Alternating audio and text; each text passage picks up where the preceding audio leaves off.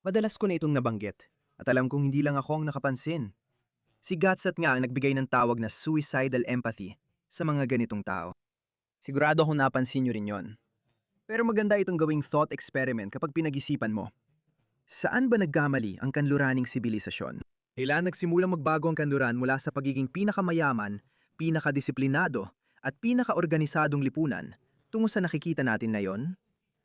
Pasensya na. Wala kang makapagsasabing na maganda ito. Ako ang nag-upload ng video na ito. Ginawa ko ang side-by-side na video para ipunto ang gusto kong sabihin. Ito ang Brussels. 20 taon lang ang nakalipas, noong 2005 wala pa. Pero ito na ang Brussels ngayon. Lahat ng pumupunta sa Brussels ay nagsasabi sa'yo na talagang basurahan na ito. Talagang basurahan. Belgium, alam mo, hindi natin iniuugnay ang nakikita mo sa kanan ng screen sa Brussels. Pero ganito dati ang Brussels. At hindi lang ito kwento ng Belgium o Brussels. Kung titingnan mo ang Paris, ilang bahagi ng London, ng UK. At napakalinaw na hindi gumana ang multiculturalism. Kaya akala mo walang magdadahilan para dito. Pero nabubuhay tayo sa mundo kung saan ang mga sobrang kaliwa at mga woke ay patuloy na nagsasabing kailangan pa ng mas maraming multiculturalism. Kaya magandang pag-isipan bilang isang thought experiment na umupo at alamin kung saan nagkamali ang lahat. Madalas kong sabihin na ang kaluraning sibilisasyon ay naging labis na sibilisado para sa sarili nitong kapakanan. At kahit na ang empatiya at malasakit ay maganda naman sa kanilang sarili. Pero hanggang doon lang ang kaya nilang gawin. Halimbawa, noong dekada 80 at 90, naranasan natin ang pinakamagagandang dekada. Pagdating sa karapatang pantao, karapatan ng mga hayop, karapatan ng kababaihan, at syempre, noong 2000s ang unang dekada ng siglong ito, naging maganda para sa komunidad ng mga bakla. Dahil hanggang 2010 karamihan sa kaluraning mundo ay medyo magkakatulad pa rin. Oh, marami ng mga imigrante, lalo na sa UK. Pero sila ay mga unang henerasyon ng mga imigrante. Wala pa noon ang mga anak nila at dumating din kalaunan. Magkakaroon sila ng kaunting pag-unawa sa kultura ng mga lokal na mamamayan. Pero dahil lumaki sila sa anino, sa ilalim ng anino, o sa ilalim ng anino ng isang banyagang sistema na nakita nilang pinaghirapan ng kanilang mga magulang na makibagay, hindi nila matapatan ang pamumuhay ng mga lokal na mamamayan. Dahil dito, nagkaroon sila ng parang sama ng loob sa mga lokal na mamamayan at idinamay pa nila yon sa kultura ng mga lokal na mamamayan, ang mismong kulturang napakamaawain. Ganoon yon. Pakinggan mo itong boomer na ito. Dapat tayong mag-isip sa diwa ng isang mundo, isang sangkatauhan. May mga international tayong obligasyon na dapat tuparin para maging mapayapa ang mundo para sa lahat. So tingin mo ba dapat nating tanggapin ang lahat ng kaya nating mapagkasya? Oo, sigurado ako dyan. At sa palagay ko, dapat tayong magtulungan sa maraming paraan para matiyak na matutugunan ang mga pangangailangan ng mga taong ito. Paano ang tensyong panlahi na pwedeng mabuo rito? Sa palagay ko, kailangan nating magpatupad ng mga bagong programa sa edukasyon sa mga paaralan para mabago ang pananaw ng mga tao. Sabi ko nga, matinong babae siya at isang boomer mula dekada 60. Magandang intensyon niya. Ano nga ulit ang kasabihan? Ang daan papuntang impyerno ay nilalatagan ng magagandang intensyon o parang ganon. Hindi na ito maiiwasan. Sa tingin ko, hindi na ito maiiwasan. Kapag mayaman at masagana ka, doon ka magsimulang mag-alala sa mundo. Hindi ko alam kung sinong klasikong pilosopong Helenistiko ang nagsabi na kapag busog ka na, saka ka lang magkakaroon ng oras para sa pilosopya. Binabago ko lang ang mga salita, kaya wag ninyo akong i-quote, pero gets niyo ang ibig ko. Ganito ang nangyari sa kanluran. Maraming tao ang naging sobrang mayaman, sobrang komportable, sobrang makatao, at sobrang edukado. Pero gaya ng sinabi ko, kahit ng pagiging makatao, malasakit, at empatiya, magaganda ang mga bagay na yan sa kanilang sarili. Pero kapag ang empatiya mo ay lumalagpas na sa karaniwang empatiya ng mundo, nagiging hindi na ito kayang panatilihin. Yan mismo ang nangyari sa kanluran. Ang kanluran ay naging sobrang maempatiya. Hindi natin makikita ang mga tao nagtataga ng isa't isa sa sentro ng London sa araw. Hindi natin makikita yon. Sige, gaano ba talaga kasama? Magdala tayo ng ibang tao. Kaya nagsimula kaming magdala ng mga tao mula sa napaka-primitive at atrasadong kultura. Bagay na noon ay hindi tinatanggap. Wala nga makapagsabi niyan. Sa totoo lang, marami mga kaliwang baliw ang ayaw pa rin tawagin sila mga barbarong taong yagit o primitive na kultura. Pero ako, Tatawagin ko sila. At mas titindi pa ang lingguwaing ito. Tingnan mo ang kaliwa. Hindi pa rin sila nagbago ng direksyon. Kaya nung pumasok ang mga taong iyon, dito na nagsimula ang lahat. Tingnan mo ito. Ayon sa ilang mga pagtataya, halos 1,000 simbahan ang nasunog sa nakaraang 10 taon sa Pransya, Alemanya, UK at Canada sa kung anong dahilan. Bakit? Alam ko kung bakit. May hula ako. Nabasa ko sa isang ulat na 80% daw sa mga iyon ay sinadyang sinunog. Pero may mga tao pa ring pinipilit ang kanilang paniniwala. Tingnan mo, gayunpaman, unti-unti silang nababawasan at nagiging minorya. Ito si Deputy First Minister ng Scotland. Ibig sabihin ay katumbas siya ng Deputy Prime Minister sa UK o Australia. Ang Scotland ay tolerant. Tingnan mo siya. Nakadamit siya na parang asawa ng mangang-alakal ng kamelyo. Tingnan mo ito. Para ipakita ang pakikiisa.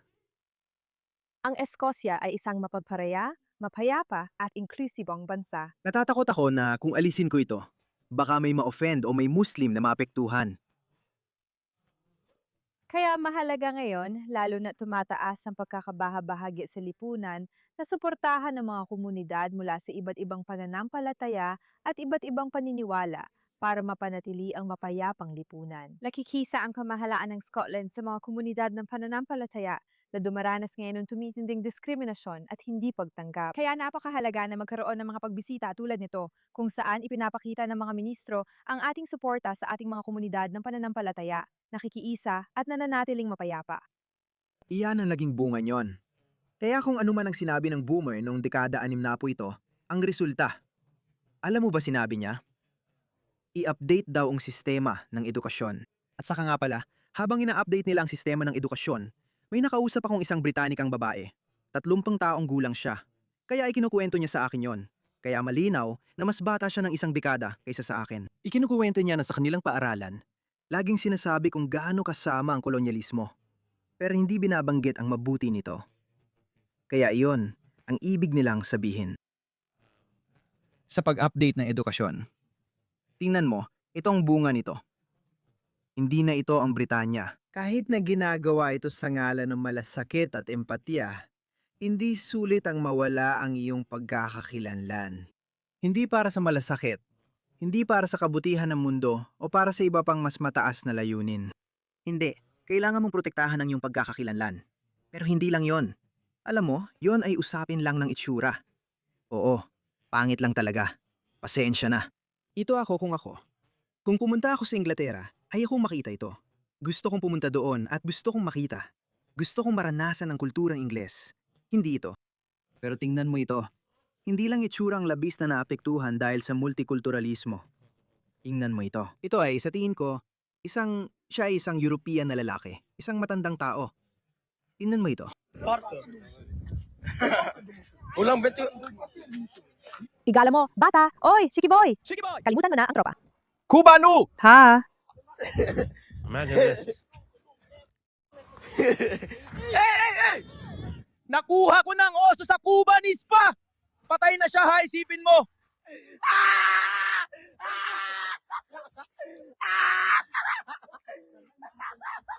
Naisip ko kung pareho rin ba ang pananaw niya nun, tulad ng babae na ipinakita ko sa iyo kanina. At kung oo, ano kaya ang iniisip niya ngayon? Ano kaya ang iniisip ng babaeng yon na yon? Gusto mo ba? Gusto mo ba ng aftershave? Sige. Sige, paalam, webboy. Oh, sapat na sigurong nakita mo. Ipakita ko pang ibang patunay ng multikulturalismo. Malinaw na Amerika ito. Kaya hindi ito multikulturalismo. Sa tingin ko, napilitan na lang tiisin ito ng mga Amerikano. Pasan ng mga Amerikano ang kasalanan ng kanilang mga ninuno at wala na silang magagawa. Ano ito? Ano ito? Ano ito? Seryoso? Gusto mo pa bang makakita ng iba? Hayaan mong ipakita ko pa sa iyo ang iba.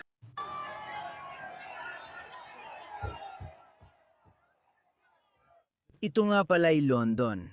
Hindi ito Amerika. Kaya ang problemang ito sa London ay talagang inangkat lang dito sa panahon natin. Hindi mo talaga magagawa? Well, sa kaso ng Amerika, wala ka talagang magagawa dahil nangyari yon. Well, 300 taon ang nakalipas. Kaya wala ka talagang magagawa. Pero ito ay isang inangkat na problema. Ay bilang resulta, gayong lagi kong sinasabi, darating ang panahon na lalala ang mga bagay. Okay, mamyayari talaga yan. Magsisimula ng kumilos ang mga tao sa sarili nilang paraan. Gaya ng alam mo, ang nangyari sa Northern Ireland ay nangyayari na rin sa iba pang lugar. Pero kakaiba talaga ang mga Irish. Ulitin ko, hindi ko ito sinusuportahan. Natatakot ako rito. Sa Ireland, hinahanap at tinutugis ng mga tao ang mga migranteng dayuhan. Hinahabol na lang sila ng mga tao. Nakakita na ako ng maraming video kung saan hinahabol ng mga tao ang kahit sinong mukhang hindi Irish at tinutugis nila ang mga ito. Pagkatapos, binubugbog nila ang mga ito. Makikita mo, ang mga Irish ang maaring maunang gumawa, maunang magdala nito sa susunod na antas. Sa tingin ko, nakatakas siya kaya huwag kang mag-alala. Ligtas siya, pero hindi sila ang huling gagawa niyan. Ito ang matagal na naming ibinababala na magiging magulo ito. Lalala at mawawala sa kontrol ang sitwasyon. Yung mga taong ito, tulad ng unang ministro na pinakita ko, hindi mo na sila makikita kapag nagsimula na mangyari sa Melbourne, Sydney, London at New York ang nangyayari ngayon sa Ireland. Siguro hindi sa New York, pero mangyayari ito sa ibang lugar balang araw dahil kailangan ng gumalik ang tamang pag-iisip. Hindi ito pwedeng baliwalain. Yung ipinakita ko sa iyo ay maliit lang na bahagi ng nakita namin. Mga pananaksak at mga sapilitang pagpasok sa mga bahay sa Australia. Ilang beses ko na rin itong nabanggit. Walang kultura ng sapilitang pagpasok sa mga bahay sa Australia. Sige, kahit ang mga gangster namin, kahit ang mga tao sa kriminal na mundo, hindi sila papasok o magnanakaw sa bahay ng kalabang gang member. Talagang hihintayin nilang lumabas siya ng bahay at saka sila mamamaril mula sa sasakyan. O kaya mamamaril mula sa sasakyan. O hihintayin nilang lumabas siya at saka nila siya aabangan kapag sumasakay na siya sa kotse niya. Hindi ko sinasabing maganda yon. Pero ang punto ko, ang kultura ng mga sapilitang pumapasok sa mga bahay ng tao dito sa Melbourne ay talagang banyaga. At kapag tiningnan mo kung sino ang mga taong yon, mga miyembro ng gang na Aprikano, mga kabataang Aprikano, mga kabataang Aprikano. Mga 14 o 15 taong gulang palang sila kaya hindi pwedeng ikulong. Sa Europa, hindi lang matatanda ang inaabala nila, kundi pati iba pa. Pagpalain siya. Lumalaban pa rin siya. Oh. Inaabala nila ang isang matanda. Hindi lang matatanda ang inaabala nila. Tingnan mo. Papatayin ko ang anak kong babae! Sinampal niya ang isang bata. Sinampal niya ang isang bata. Nangyari ito sa Espanya. Itong naghanap ng asylum mula sa Hilagang Aprika. Itong nangyayari sa buong Europa at nagagalit na ang mga tao. Nagagalit na ang mga tao. Maraming kababaihan ang nagagahasa sa hindi masukat na bilang. Ulitin ko, kailangan mong tandaan kung saan tayo nagsimula. Yung boomer na babaeng mula sa dekada 60, bumabagsak na ang lahat noon. Ang mundo noon ay mukhang isang napakagandang lugar. Kahit na ang kanluran ay may digmaan laban sa Unyong Soviet. At kaya sa tingin ko, talagang niluluwalhati ng mga tao ang taong 1,991. Bata pa ako noon, kaya hindi ko lubos na unawaan ang kahalagahan ng pangyayaring yon. Pero noong bumagsak ang Berlin Wall, tinanggal. Hindi basta bumagsak, kundi talagang ibinaba. At pagkatapos ng 1 taon, nagkawatak-watak ang Soviet Union. Parang ang ganda ng mundo noon. At sa tingin ko, kaya naging mas maawain ang mga taga-kanluran. Pero ito ang naging resulta nun mga kaibigan. Kapag ang awa mo ay lumampas sa karaniwang antas ng awa sa buong mundo, hindi na ito kayang panatilihin. Sa loob ng 59 na araw mula Enero hanggang Pebrero, 59 na araw merong 1,435 na kaso ng panggagahasa na naiulat sa London. At hindi yun maganda! Hindi yun ang dahilan ng mga tao. Dahil ang rate na ito, ang graph ng mga kaso ng panggagahasa ay talagang pataas ng pataas. Alam mo ba kung paano sumagot ang kaliwa? Sinasabi nilang bumaba ang kaso ng pagpatay mula dekada 90. Parang yun lang ang sukatan. Paano ang biglaang pananaksak at mga kasong sexual? May graph ako. Susubukan kong hanapin. Kaya malamang na maaari mo pang doblehin yon o higit pa. Maraming ulit pa yun. Kasi maraming tao ang hindi magsasabi. Iyon na yon. Ang bilan ng sexual assault at panggagahasa ay tumaas ng 400%. Kaya kapag sinasabi ni Sadiq Khan na ito ang pinakamaligtas na lungsod sa bansa, nakakainis yon. Alam nating merong may mga grupong nanggagahasa at gumadalaw sa London. Alam nating may human trafficking at lahat ng ito. Alam naman natin karamihan ng mandaraget. Oo, karamihan ay may banyagang pinagmulan. Tingnan mo itong estadistika. Talagang masama ang sitwasyon. Mas marami silang nagagawang krimen. Mas marami silang kinukuhang benepisyo mula sa gobyerno. At sa totoo lang, nagdudulot din sila ng banta sa ating sibilisasyon. Tingnan mo ito. Ito ay isang chart ng panggagahasa sa Inglaterra mula 2002 hanggang 2023. Tingnan mo yan. Palaging tumataas. Anong nangyari noong 2012, 2013? Ang migrasyon ay dumoble, trumiple, at nag-apat na beses. Kahit na sinasadya ng gobyerno ng UK na hindi itala ang ilang mga pagkakakilanlan. Malinaw na ayaw nila itong pag-usapan. May iba pang organisasyon tulad ng think tank na magsagawa ng sariling pananaliksik. Tingnan mo. Sentro para sa Kontrol ng Migrasyon, isang think tank. Sexual na paglabag kada 10,000 tao Afghanistan, 55 o halos 60. 60 beses mas malamang. Sa totoo lang, hindi, kasi ito ay kada 10,000. Oo, halos 60,000 beses mas malamang dahil kung UK ay isa, yon ang baseline. Tingnan mo. Lahat ng mga taga-ikatlong mundo. Lahat ng mga taong yun naayos lang ang UK kahit wala sila. Walang mawawala sa UK kung palalayasin nila lahat ng tao mula sa mga bansang iyon. Hindi ko sinasabing walang naging matagumpay na individual. Pero kung titingnan mo sa mas malawak na perspektibo, walang mawawala sa UK. Oo, sa tingin ko masyadong naging sibilisado ang kanluran. Na ibig sabihin, dahil ang pangangailangan ng ina ng lahat ng imbensyon, ang ating kalagayan ang nagtatakda ng ating disposisyon. Ang ating kalagayan ang humuhubog sa kultura at pag-uugali natin. Sinabi ko na ang nangyayari sa Ireland ay magsisimula na ring mangyari sa buong kanluran dahil sawang-sawa na ang mga tao at siguradong tutugon sila. Ito ang dahilan kaya naghihintay na lang sila ng isa pang demokratikong pagkakataon. Mukhang parang nakaupo ang UK sa ibabaw ng isang pulbura. Hey, tanong araw, pwedeng mangyari ang anumang insidente at siguradong mangyayari ito. Maswerte tayo kung walang krimen o insidenteng may kinalaman sa mga migrante ngayong linggo. Kaya malamang may mangyayari. Hindi ko alam kung magre-react ang mga tao. May mangyayari ulit sa susunod na linggo at mga susunod pa. Ulitin lang at muli, mawawala na naman sa kontrol ang lahat. Ngayon, hinihintay ng mga tao ang kanilang demokratikong pagkakataon. Sa UK, tingin ko ito na ang huling pagkakataon, lalo na sa 2029. Sa Australia, baka makalusot tayo. Pero maganda dito sa Australia, nagigising tayo sa tamang panahon. Ang partidong pampulitika ni Pauline Hanson ang pinaka-popular na partidong pampulitika at si Pauline Hanson mismo ang nangunguna rin sa mga survey. Kaya sana kung walang ibang mangyari, magpatuloy lang ang momentum na ito. Sa tingin ko simula ngayon, lalo pang palalawakin ni Pauline Hanson ang kanyang lamang sa 2 iba pang partidong pampulitika na isang magandang bagay.